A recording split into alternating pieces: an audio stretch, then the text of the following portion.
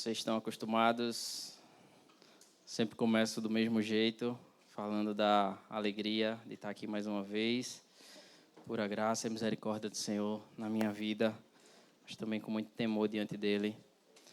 Se você puder fechar seus olhos, baixar sua cabeça, para a gente orar mais um pouco nesse início de noite. Nos apresentamos mais uma vez, Senhor, diante de Ti, nesta noite, para Te pedir, Senhor, mais uma vez, Senhor, que Tu permaneças, Senhor, continue, Senhor, no meio de nós. Continue, Senhor, falando aos nossos corações. Continua, Pai, ministrando das Tuas verdades, Senhor, aos nossos corações. Continua, Senhor, com essa liberdade, Senhor, que Tu tens no nosso meio. Senhor, fala aos nossos corações, Senhor. Continua falando, Pai. Além de tudo que Tu já falaste nessa noite, Senhor, continua falando, ministrando, Senhor, aos nossos corações, Senhor. Oramos pela Tua presença abundante, Senhor, palpável, Senhor, aqui neste lugar. Senhor, Espírito Santo do Senhor, tens liberdade em nosso meio, és o dono, é por Ti que estamos aqui, Senhor, e nada mais, Senhor. Fala conosco, Senhor, no nome de Jesus, Pai, no nome de Jesus. Amém. Ainda bem que era dia das mães, não era dia dos pais, senão não ia ter condição de ministrar aqui, depois da apresentação dos pequenos. Mas eu acho surpreendente a maneira como Deus Ele faz as coisas e Ele prepara as coisas. Aquilo que o Senhor tinha ministrado ao meu coração já há algumas semanas para eu compartilhar com os irmãos aqui. Ele já falou absolutamente tudo. Ele já fez nessa tarde, nesse início de noite, aquilo que eu ia compartilhar com vocês sobre as angústias, as tribulações, os desafios da nossa vida, os momentos em que a gente parece perder a nossa paz por causa da nossa angústia, por causa da angústia do coração, frente às situações que nós enfrentamos. Fernando abriu falando sobre paz não sendo a ausência de problemas, mas a paz e a graça do nosso Senhor Jesus Cristo. Dani orou, Everton falou, Paulinho falou aqui, Mari falou. Eu ia começar também falando sobre a angústia dos nossos dias e dos tempos em que nós vivemos, a angústia que assola o nosso coração, como exemplo do Rio Grande do Sul, aquilo que nós temos visto e tem nos atingido, nos feito clamar, chorar, sentir como se nós estivéssemos lá. Obviamente que não temos noção do que está acontecendo lá, apenas por vídeo. Mas o Senhor já tinha preparado de outra maneira, ou da mesma maneira. E eu vou continuar sendo fiel àquilo que o Senhor colocou no meu coração, mais um pouquinho, uma ministração breve e rápida hoje. Esses sentimentos que a gente, por vez, se apossam no nosso coração, esse sentimento de angústia, todos nós já passamos ou estamos passando nesse momento por um sentimento como esse, faz parte da nossa vida, não é pecado passar por um sentimento de angústia. Ele traz com ele uma variedade de reações, de sentimentos, até mesmo para o nosso corpo, o nosso físico. Vocês já devem ter sentido, todos nós já passamos por isso, aquele aperto no peito que a gente sente quando está angustiado, o coração que parece que vai disparar, sair pela boca, feito a gente diz, a gente às vezes consegue sentir o coração batendo de tão forte que ele bate no nosso peito, as mãos ficam geladas, a gente fica triste quando está angustiado, não é aquela tristeza de quem perdeu alguém, não é aquela tristeza de quem, por um sofrimento, mas é uma tristeza diferente, uma tristeza de angústia, uma tristeza angustiante que toma a nossa vida. Muitas vezes isso afeta o nosso humor, a gente fica sem paciência, a gente fica irritadiço, a gente fica sem tolerância. Às vezes a angústia está relacionada a um determinado lugar. Quem já viveu essa situação de ter um lugar em que lhe angustia ficar ali naquele lugar, seja um emprego, seja a casa de alguém, seja o local onde você mora, você só sente vontade de sair correndo dali.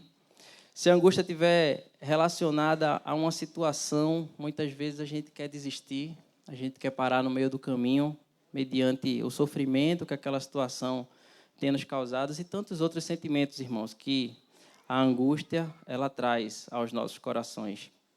Eu não sou psicólogo, muito menos médico. Deixo isso para os nossos irmãos profissionais da área. Mas me parece haver, irmãos, uma diferença entre a ansiedade e a angústia, certo? Não vou entrar nesse mérito, como o William sempre diz, o poço é muito fundo, a minha corda é pequena, mas eu queria ver a angústia, compartilhar um pouquinho com os irmãos sobre a angústia pelo tema da visão bíblica, aquilo que a Bíblia nos traz sobre a angústia. Há muitos relatos bíblicos no livro, né, na Bíblia, obviamente, e muitas vezes, quando a gente lê esses relatos, a gente não consegue ter a real dimensão do que aquelas pessoas estavam passando. Muitas vezes, quando a gente faz apenas a leitura, a gente não consegue se colocar no lugar daquelas pessoas que estão passando por aquilo e a gente não tem essa dimensão. Alguns pontos que eu queria frisar é que, apesar de a angústia ela ser muito falada na Bíblia, citada na Bíblia, não há um padrão, um motivo para o sentimento tomar conta das pessoas. Em algumas passagens, a angústia ela ocorre como consequência das ações de um povo ou de uma pessoa, né? Nos casos em que a gente tem a desobediência, insubmissão, as pessoas que se apartam do Senhor são tomadas por angústia, mas outros não. Há situações na Bíblia que são relatados períodos ou momentos de angústia em que não estão relacionados diretamente com aquilo que os irmãos fizeram, né? Os personagens bíblicos fizeram, assim como na nossa vida. Então, nós precisamos estar atentos, né, ao que tem angustiado o nosso coração. Esse era o primeiro ponto que eu queria falar com os irmãos nessa tarde, é que a angústia ela pode ser fruto de alguma decisão que nós tomamos, alguma desobediência, alguma insubmissão, mas ela também pode não ter nenhuma relação com aquilo que nós fizemos e ser algo que foge ao nosso controle.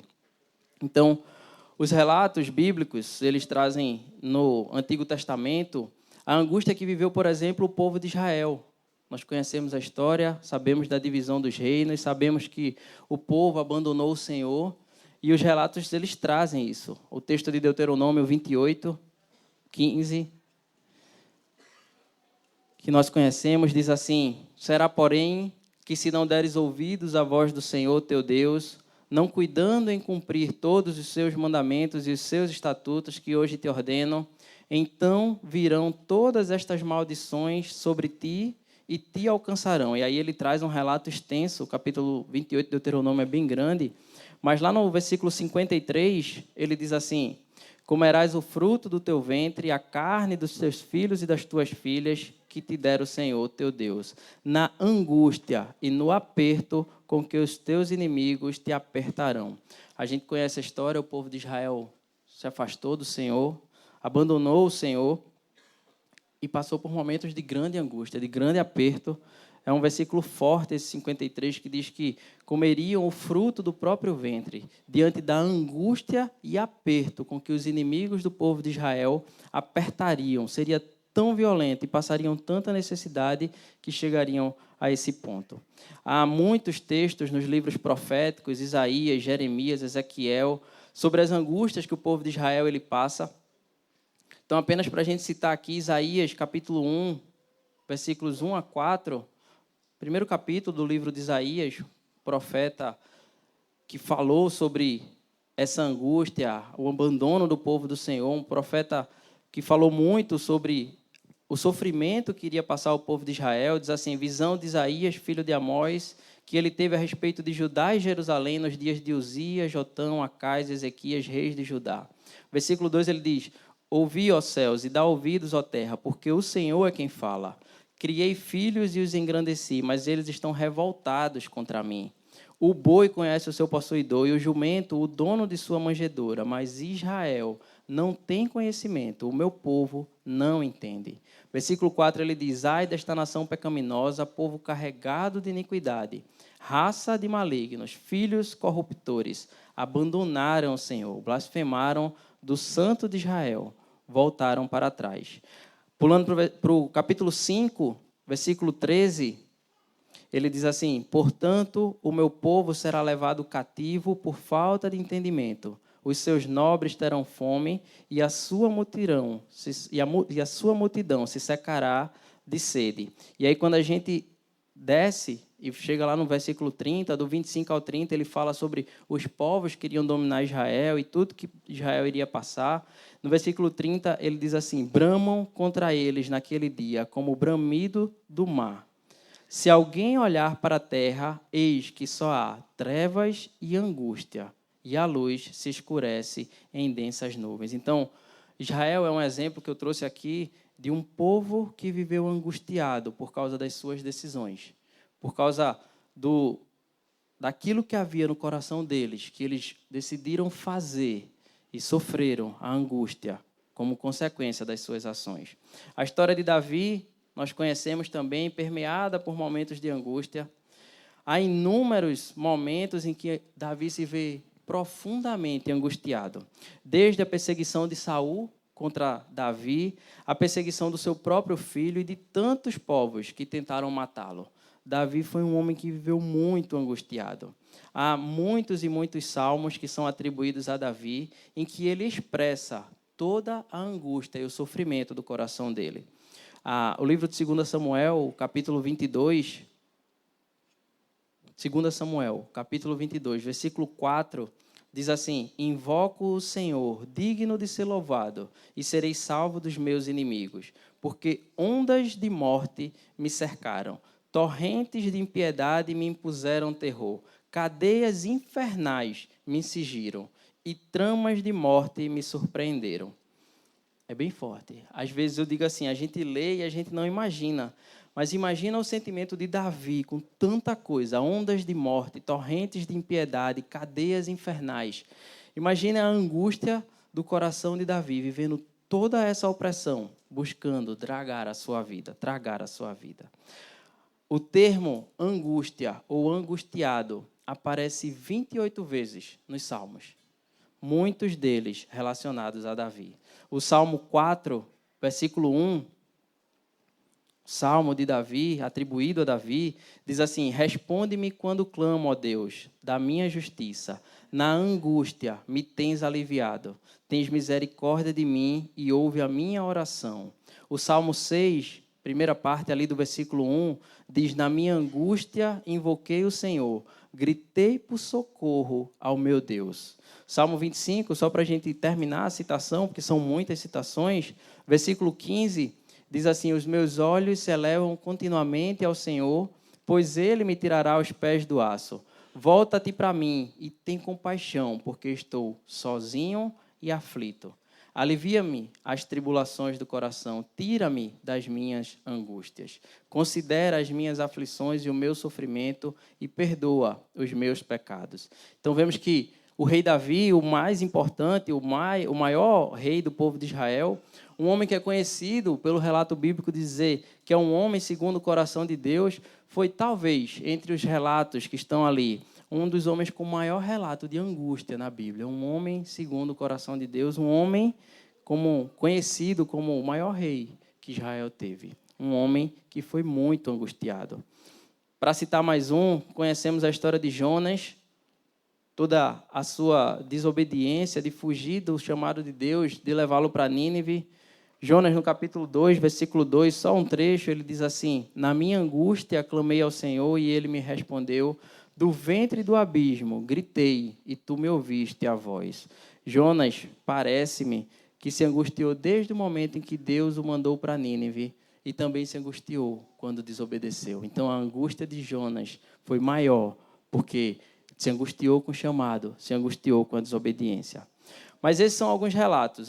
Feito eu disse no início, alguns relatos em que as pessoas que passam pelo sentimento de angústia, nada, ou pelo menos não está relatado, não são frutos, a angústia não acontece como fruto de suas escolhas, de desobediência, insubmissão, mas são pessoas que foram e viveram também em situações de angústia. Conhecemos a história de Ana, a mãe de Samuel, uma mulher aflita, uma mulher angustiada pela impossibilidade de ter um filho.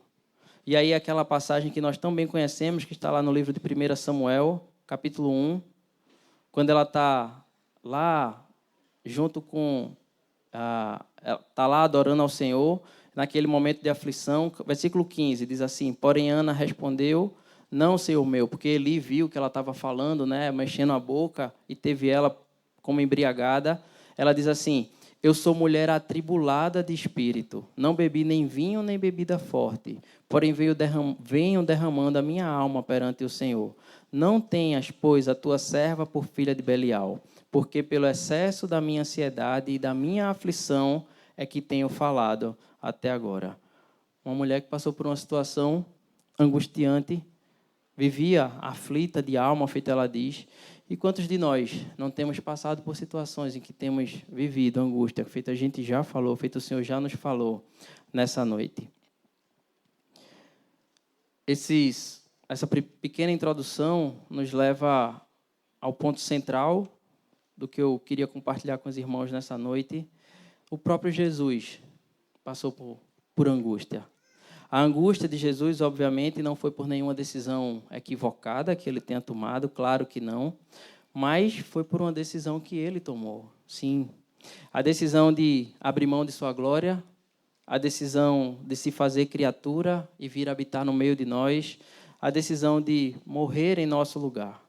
A gente sabe, matéria dada, a angústia de Jesus que é relatada nos evangelhos não tem a ver com nenhum pecado, com nada que ele tenha feito, mas remete ao momento em que ele recebeu os nossos pecados, em que ele foi poluído pelas nossas transgressões, se fez maldito e o Pai o deixou. Conhecemos a passagem que está lá em Mateus, Jesus no Getsemane, mas eu queria que os irmãos abrissem ou lessem aqui, Mateus está projetando. Mateus 26, versículo 36, diz assim: em seguida, foi Jesus com eles a um lugar chamado Getsemane e disse aos seus discípulos: assentai-vos aqui enquanto eu vou ali orar. E levando consigo a Pedro e aos 2 filhos de Zebedeu, começou a entristecer-se e a angustiar-se. Jesus passou por um momento de angústia. Então lhes disse: a minha alma está profundamente triste, até a morte. Ficai aqui e vigiai comigo. Adiantou-se um pouco, prostrou-se sobre o rosto, orando e dizendo: meu Pai, se possível, passa de mim este cálice, todavia não seja como eu quero, e sim como tu queres. Nós conhecemos a passagem. Mas o próprio Jesus viveu um momento de angústia. O próprio Jesus sentiu, enquanto homem aqui nessa terra, o sentimento de angústia tomar o seu coração. Ele diz: profundamente, algumas versões dizem, essa diz, profundamente triste, até a morte. Uma angústia grande tomava o coração de Jesus, porque ele sabia que naquele momento em que recebesse os nossos pecados, ele seria afastado da presença do Pai. O capítulo 12 do livro de Lucas, lá no finalzinho, o versículo 50, ele diz assim: tenho, porém, um batismo com o qual hei de ser batizado, e quanto me angustio até que o mesmo se realize. Angustiado, Jesus, pois sabia o que iria passar. Sabia o que lhe esperava, a cruz, a morte, a separação da presença do Pai. E isso me fez pensar, refletir mais uma vez sobre aquilo que eu comentei lá no início. A ausência do Pai gera angústia no nosso coração.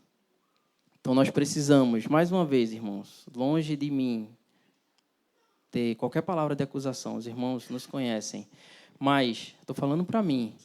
Será que a angústia que toma conta do meu coração em muitos momentos da minha vida não é, na verdade, algum distanciamento do Pai que eu tenho tido? Não é por não estar vivendo aquilo que o Senhor planejou para a minha vida. Não é por não estar fazendo a vontade dEle que tenho sido angustiado, que o meu coração tem se angustiado. Claro, muitas situações trazem ou tentam trazer angústia aos nossos corações. Situações de desemprego, situações financeiras, filho doente, meu Deus. Isaac passou os últimos 3 dias com febre, a gente não dorme, a gente fica acordado, a gente fica impactado, nervoso, com medo, pensando, leva na emergência, não leva. Tantas e tantas situações. O pessoal do Rio Grande do Sul, eu nem me atrevo a falar. Imagina, feito, não sei quem falou aqui, A gente vê até que os nossos problemas são pequenos quando vê uma tamanha catástrofe dessa. Mas precisamos sondar o nosso coração. Precisamos que o Senhor sonde os nossos corações. Que tipo de angústia e o que tem causado a angústia dos nossos corações? O afastamento de Deus, o afastamento da presença do Pai gera angústia no nosso coração. O Senhor já vinha me falando sobre angústia e compartilhar algo sobre isso, mas no encontro da semana passada, aquele da terça-feira, quando John estava aqui conosco, o Senhor confirmou forte ao meu coração essa palavra, na abertura do encontro, com a ministração de Fernando, logo no início do encontro. E eu conversei com o Fernando e com a liberdade, né, que ele me deu, eu pedi a ele para escrever para mim o que ele tinha falado. Na verdade, eu perguntei se ele tinha escrito e ele escreveu e mandou para mim. Então, com a liberdade de Fernando, eu vou transcrever aqui algo que Fernando falou naquele dia, que me impactou profundamente. Isaías, capítulo 53, conhecemos. Isaías 53, versículos 3 e 4, falando sobre Jesus, diz: era desprezado e o mais rejeitado entre os homens, homem de dores e que sabe o que é padecer. E como um de quem os homens escondem o rosto, era desprezado, e dele não fizemos caso. Certamente, ele tomou sobre si as nossas enfermidades, e aqui eu abro um parênteses aqui, a gente conhece muito esse texto, né? Sabemos ele decorado, mas confesso a você que os meus olhos sempre paravam nessa parte de as nossas enfermidades. Mas o texto não para aqui, ele continua dizendo, e as nossas dores levou sobre si. Nós o reputávamos por aflito, ferido de Deus e oprimido. Vocês vão entender porque eu falei que os nossos olhos geralmente param, os meus olhos pelo menos, na enfermidade, mas o texto continua falando que ele levou as nossas dores. Leio agora o que Fernando escreveu. Diz assim: a identificação de Jesus conosco, ela foi completa. Completa. Sendo Deus, ele se esvaziou e se fez homem. Como Deus, ele tinha conhecimento dos nossos sofrimentos, das nossas dores, lutas e desacertos, consequências do nosso próprio pecado. Mas, ao assumir a condição de homem, ele escolheu participar de tudo isso por amor e por misericórdia. Como Deus, ele tinha conhecimento, mas como homem, escolheu participar de tudo isso. Embora nunca tivesse pecado até aquele dia, ele se apresentou a João Batista para ser batizado no batismo do arrependimento. E, embora continuasse sem pecar, se apresentou ao Pai para receber o castigo dos nossos pecados em seu corpo, sua alma e seu espírito.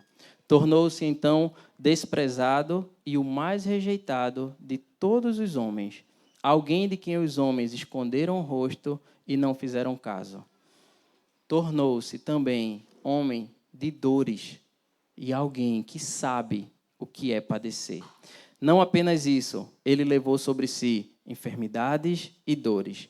Não foram apenas as dores dele, mas as nossas dores também. Cada uma das nossas dores Jesus carregou sobre si. E entram aqui dores físicas, que a gente geralmente se lembra com mais facilidade, mas entra aqui também as dores emocionais. A angústia, a aflição com que somos afligidos e angustiados. Jesus tomou sobre si também as nossas dores emocionais. É homem que sabe o que é padecer. Cada uma das nossas dores, sejam elas físicas, emocionais e até mesmo as opressões no espírito, Jesus tomou sobre si. Ele levou sobre si. Ele sabe o que é padecer. Fernando continua dizendo assim: o que eu vou dizer agora não está escrito explicitamente na Bíblia, mas creio que é uma consequência direta do texto que lemos. Ele sentiu no passado e ele sente hoje as nossas dores. Não apenas sabe, não apenas conhece, mas sente junto conosco. E porque sentiu e sente, continua sentindo, pode se compadecer das nossas dores. Se levamos a Ele as nossas dores e enfermidades em oração e clamor, somos socorridos, consolados, aliviados e curados. Precisamos levar ao Senhor as nossas dores, porque Ele sabe as dores que nós passamos. Ele sentiu cada um desses sentimentos que muitas vezes nos acometem. Jesus sentiu, Ele sabe o que é padecer. Fernando continua, desde a sua ressurreição e ascensão, Ele tornou-se o homem exaltado e glorificado. Agora está à destra do Pai, tendo recebido toda a autoridade nos céus, na terra e debaixo da terra. Tornou-se o homem mais poderoso de todo o universo e de toda a criação. Mas vejam o que está escrito em Hebreus, capítulo 7. Hebreus, capítulo 7, versículos 24 e 25. Este, Jesus, no entanto, porque continua para sempre, tem o seu sacerdócio imutável. Versículo 25.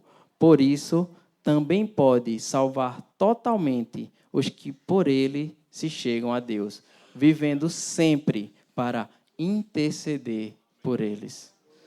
Eis que Jesus está à destra do Pai e vive para interceder por aqueles que clamam por Ele. Por nós, irmãos. Jesus está à destra do Pai, intercedendo por nós e com conhecimento de causa, porque sabe o que nós passamos. Sim, esse homem poderoso, Jesus, nos resgatou do império das trevas, da culpa e das consequências dos nossos pecados. Vive para interceder por nós. Pare para pensar. Hoje mesmo, nesse exato momento, enquanto nós estamos aqui reunidos, Ele está intercedendo ao Pai em nosso favor. Você tem o seu Salvador intercedendo junto ao Pai em favor de nós. Aleluia. Continuo. Agora eu, não mais Fernando. Hebreus, capítulo 4, versículos 14 e 15, que nós também conhecemos.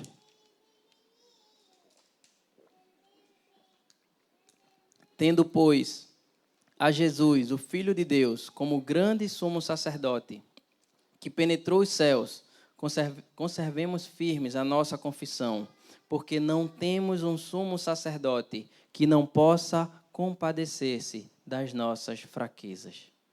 Eis alguém, um sumo sacerdote, que se compadece das nossas fraquezas. Eis que Ele sabe o que nós passamos. Mas, e eu me encaminho para o fim, Deus, o nosso Deus, é o Deus da solução que nós não vemos. Enquanto estamos angustiados, Deus prepara. Deus é a própria solução daquilo que nós não vemos. O texto de Naum, capítulo 1, versículo 7, diz assim: o Senhor é bom, é fortaleza no dia da angústia e conhece os que nele se refugiam. O Senhor é bom, é fortaleza no dia da angústia e conhece os que nele se refugiam. E eu fiquei pensando, nós sabemos o que é uma fortaleza, né? A gente imagina, né? Quando a gente vê aqueles castelos altos, grandes, aqueles filmes, a gente vê o que é uma fortaleza. É algum local protegido, é algum local grande, algum local forte que se defende do inimigo. O texto diz que o Senhor é bom, Ele é fortaleza no dia da angústia, mas, diz o texto, Ele conhece os que nele se refugiam. Deus, Ele é fortaleza para aqueles que nele se refugiam no dia da angústia. Nós precisamos estar dentro da fortaleza no dia da nossa angústia. Não adianta para nós sabermos que Deus é fortaleza se nós estamos do lado de fora da fortaleza. Precisamos estar dentro da fortaleza.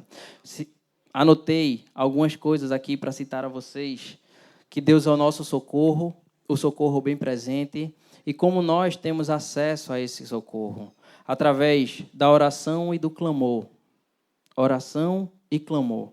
O texto de Deuteronômio, capítulo 4, versículos 30 e 31, diz assim: quando estiveres em angústia e todas estas coisas te sobrevierem nos últimos dias e te voltares para o Senhor teu Deus e lhes atenderem a voz, então o Senhor, teu Deus, não te desamparará, porquanto é Deus misericordioso, nem te destruirá, nem se esquecerá da aliança que jurou a teus pais. Nós temos um Deus, irmãos, que entende a nossa angústia, o sofrimento do nosso coração e que está pronto para nos socorrer no dia da nossa angústia. Quantas angústias nós temos passado e o que nós temos feito? Para onde nós temos ido? Vejam que o texto fala aqui no versículo 30.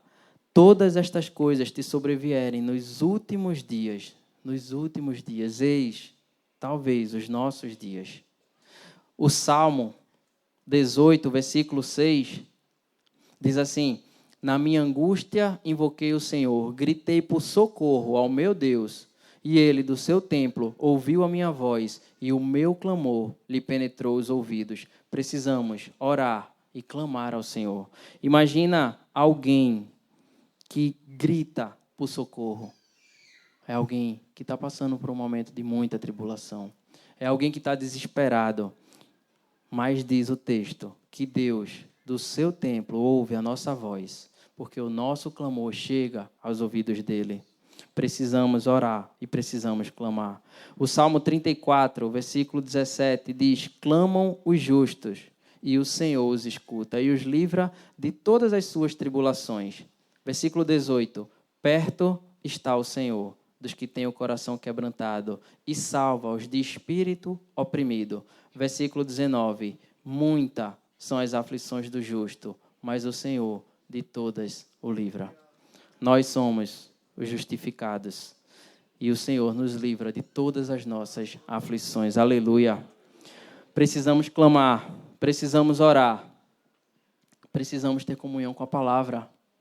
Novidade nenhuma, matéria dada, mas eis algo que me chamou muita atenção.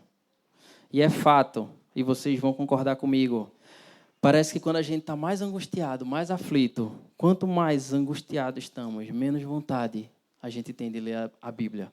Parece que quanto mais lutas nós enfrentamos, menos vontade e disposição nós temos. Nós, quando somos acometidos pela angústia, parece que a nossa carne clama para se afastar da palavra do Senhor. Justificamos com cansaço, justificamos com fadiga, justificamos com tristeza, desmotivação. E às vezes nós queremos que o entretenimento tire a aflição do nosso coração. Quantos de nós, muitas vezes, por muito aflito que estivemos, procuramos no entretenimento encher o nosso coração e a nossa mente para esquecer daquilo que estamos passando. Eis que a palavra do Senhor, no Salmo 119, Salmo 119, versículo 50, diz: que precioso, irmãos, o que me consola na minha angústia é isto, que a tua palavra me vivifica. O consolo do salmista na angústia dele era a palavra que trazia vida para ele. Salmo 119, descendo, versículo 92, ele diz assim: se não fosse a tua lei ter sido o meu prazer, há muito eu já teria perecido na minha angústia. Vejam, irmãos, um homem angustiado que afirma que não fosse a lei do Senhor, a angústia já teria consumido a vida dele. Precisamos ter comunhão com a palavra do Senhor, principalmente nos momentos de angústia. Eis que ela nos traz vida. Versículo 143, ainda do Salmo 119, diz assim: sobre mim vieram tribulação e angústia, todavia os teus mandamentos são o meu prazer. Precisamos ter uma vida, como a gente já falou tantas e tantas vezes, de oração e clamor, mas de leitura de palavra, de leitura de Bíblia, porque ela traz vida no nosso momento de dificuldade. Terceiro ponto que eu listei aqui, que nós também já falamos tantas e tantas vezes, precisamos estar em comunhão com o corpo do Senhor, nas tantas e tantas dificuldades que nós enfrentamos. O exemplo que nós temos tido lá do Rio Grande do Sul mostra a importância de estarmos em comunhão, a importância de estarmos nos momentos difíceis junto ao corpo do Senhor. É ali que tem consolo. É ali que tem palavra de ânimo. Provérbios 17, 17, tão conhecido nosso, diz assim: em todo tempo ama o amigo e na angústia se faz o irmão. Conhecemos esse texto tão bem. Em todo tempo ama o amigo e é na angústia que se faz o irmão. A importância de estarmos em comunhão com os nossos irmãos, de abrirmos a nossa vida, de abrirmos o nosso coração, de pedirmos oração, de pedirmos socorro, de recebermos oração em posição de mãos, de recebermos aquele ânimo, aquele abraço. Quem aqui nunca foi socorrido por um irmão no momento de angústia? E às vezes eu percebo que a gente está passando por dificuldade e prefere sofrer calado. E prefere guardar para a gente. É importante, irmãos, que nós tenhamos essa atitude de levar aos nossos irmãos aquilo que nós estamos passando. Em todo tempo ama o amigo e na angústia se faz o irmão. Último ponto que eu listei nessa tarde. Precisamos ter uma vida contínua de louvor e adoração ao Senhor. Sim, sabemos disso, mas o que isso tem a ver com a angústia? Deus habita no meio dos louvores, nós sabemos. Salmo de Davi, capítulo 22, versículos de 1 a 3, diz assim: Deus meu, por que me desamparaste? Por que se acham longe da minha salvação as palavras do meu bramido?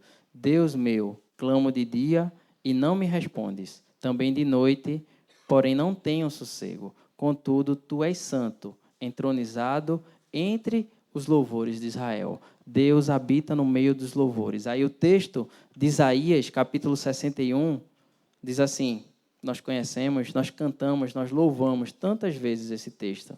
Diz assim: o Espírito do Senhor está sobre mim, porque o Senhor me ungiu para pregar boas novas aos quebrantados, enviou-me a curar os quebrantados de coração, a proclamar a libertação aos cativos e pôr em liberdade os algemados, e a apregoar o ano aceitável do Senhor e o dia da vingança do nosso Deus, a consolar todos os que choram e a pôr sobre os que em Sião estão de luto uma coroa em vez de cinza, óleo de alegria, em vez de pranto, vestes de louvor, em vez de espírito angustiado. Vestes de louvor, em vez de espírito angustiado, a fim de que se chamem carvalhos de justiça plantados pelo Senhor para a sua glória. Deus habita no meio dos louvores e quando nós louvamos, nós somos revestidos. É colocado sobre nós uma veste de louvor e em vez de espírito angustiado, eis que o Senhor nos socorre.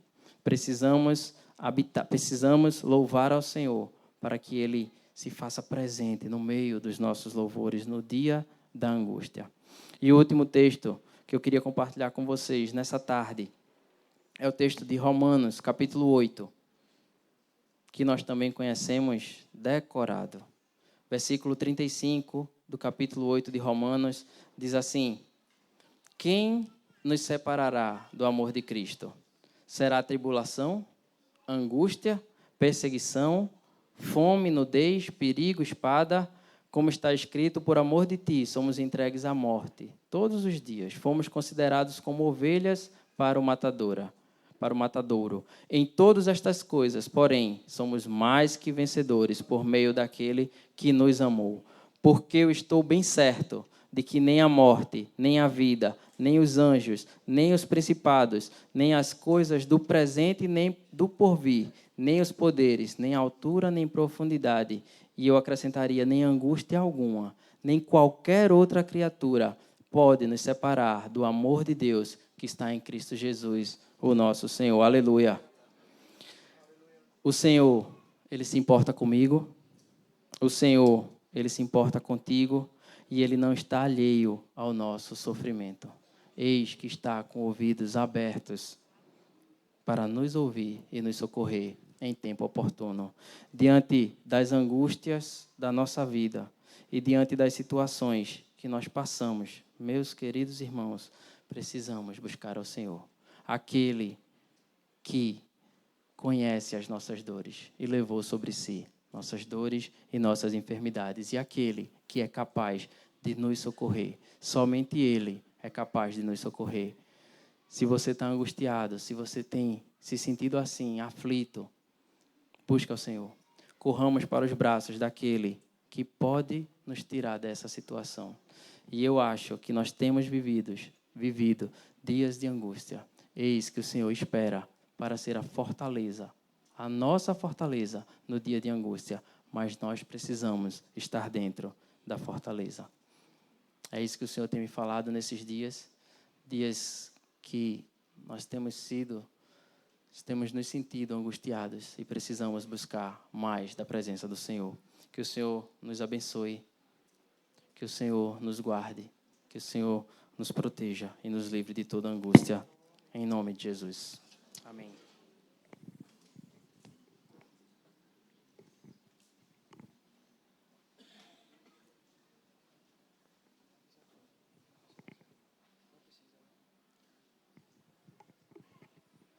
Glória a Deus.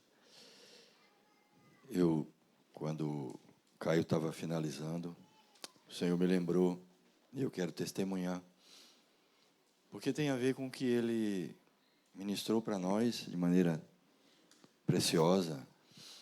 Tudo isso faz muita diferença quando a gente pratica.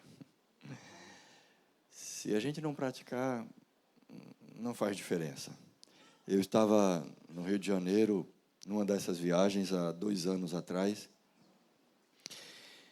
e viagem a serviço do reino, né? E a do serviço do rei. E assim que eu cheguei lá no Rio, comecei a ter notícias de Miguel, o nosso Miguelzinho aqui, o meu Miguelzinho.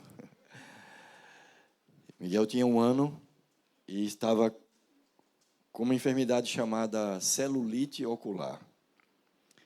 Parecia algo que podia ser tratado assim no consultório da médica, e passou o remédio e tudo.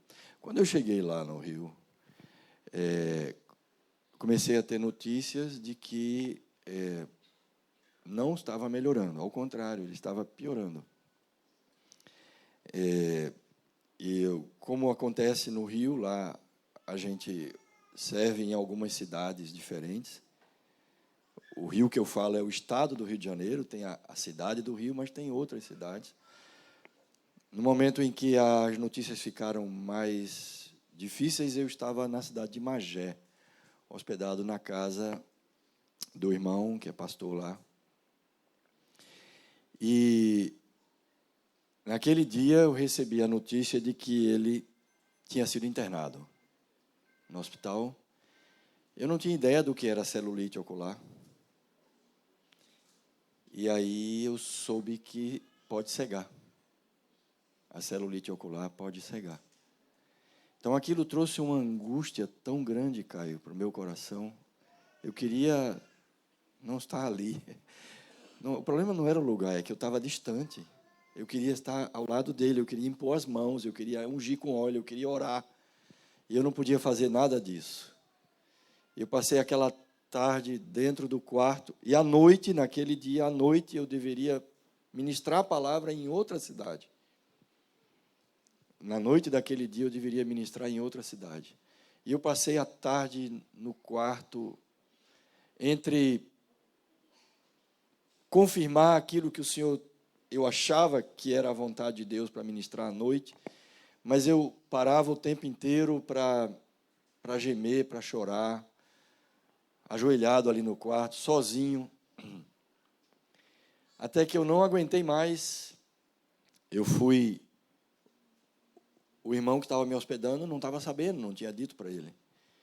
Então eu saí do quarto, chamei ele, e eu disse: irmão, está acontecendo isso. Eu estou muito angustiado e a situação é grave. E ele entendeu e disse: vamos orar agora. E ali na sala dele oramos e choramos, eu e ele. E depois ele saiu colocando pedido de oração em vários grupos lá do Rio de Janeiro. E mesmo assim, quer dizer, só o fato de compartilhar com ele, receber oração e ele orar junto, já faz toda a diferença. Mas eu voltei para o quarto, ainda com aquela angústia no coração, me ajoelhei e comecei a chorar. E claramente o Senhor disse: eu já ouvi. E aí o Senhor disse, aí naquela hora o Senhor virou uma chave no meu coração e disse: agora se ocupe com a palavra. E aí ele mudou. Na verdade ele não mudou. Eu ouvi a verdadeira direção, que eu achava que era uma e era outra. E naquele instante, irmãos, eu experimentei essa paz inexplicável, aquela que temos falado aqui, a paz que excede todo entendimento. Não recebi nenhuma notícia de que ele estava de que ele estava melhor. Ali é a outra netinha. De que não recebi nenhuma notícia, mas eu estava em paz. Venha-se embora. Venha-se embora. Eu estava em paz, em plena paz. E naquela noite, 1h30 de viagem até a outra cidade, e a palavra que o Senhor colocou no meu coração para ministrar foi: a minha graça te basta. Irmãos, há uma graça sobre nós. E eu sei que a igreja foi muito edificada, porque eu estava vivendo aquilo naquele instante. Eu não tinha nenhuma notícia do Miguel, mas o Senhor disse: a minha graça foi, filha. Miguel, ela falou Miguel. A minha graça te basta.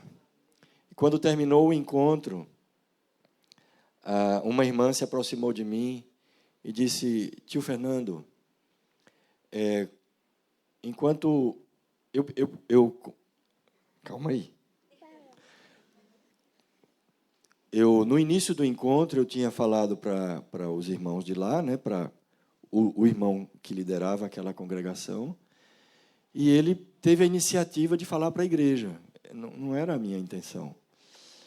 E aí, quando terminou o encontro, essa irmãzinha falou assim, uma jovenzinha, ela disse: tio Fernando, quando a gente estava orando, o Senhor me mostrou, ela disse, eu tive uma visão, o Senhor me mostrou um anjo entrando no quarto de Miguel e colocando as 2 mãos sobre os olhos dele. Tio Fernando, não se preocupe, Miguel está bem.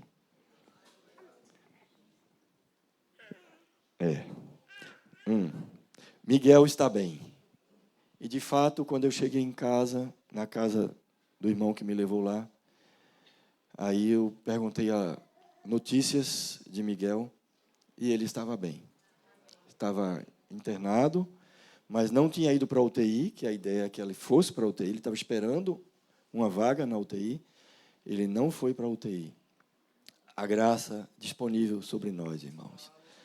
Agora, assim como o Senhor nos falou através do Caio, nós precisamos da palavra, nós precisamos do Senhor, nós precisamos clamar na presença do Senhor, nós precisamos uns dos outros. E o Senhor nos socorre abundantemente. A graça dele nos basta. E o poder dele se aperfeiçoa na nossa fraqueza. Amém?